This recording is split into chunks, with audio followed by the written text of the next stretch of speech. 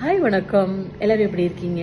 So நம்ம இந்த diet video சீக்வன்ஸோட next video தான் நான் இப்போ போட்டுட்ருக்கேன். என்னன்னா நம்ம வந்து ஸ்லீப்பை பற்றியும் சுகர் கட் பண்ணுறதை பற்றியும் நிறைய தண்ணி குடிக்கிறத பற்றியும் பேசிட்டேன்.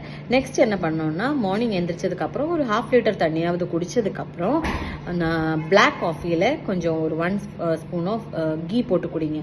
ஐதர் கீ ஒரு பட்டர் நீங்கள் எடுத்துக்கலாம். பட்டர் வந்து ஃப்ளேவர் இல்லாத பட்டர் எடுத்தால் பெட்டர்.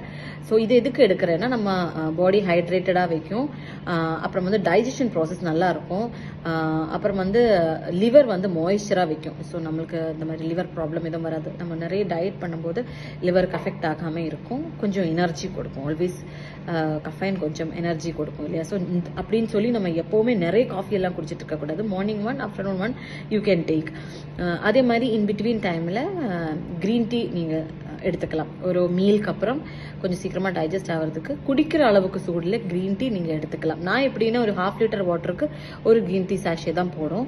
அது அப்படியே நான் வந்து கொஞ்சமாக எனக்கு தேவைப்படும் போது இந்த ஹாட் வாட்டர் குடிக்கிற அளவுக்கு சூடில் நான் குடிச்சிட்டே இருக்கேன். ஸோ நீங்களும் இதை ட்ரை பண்ணி பாருங்கள். தேங்க்யூ.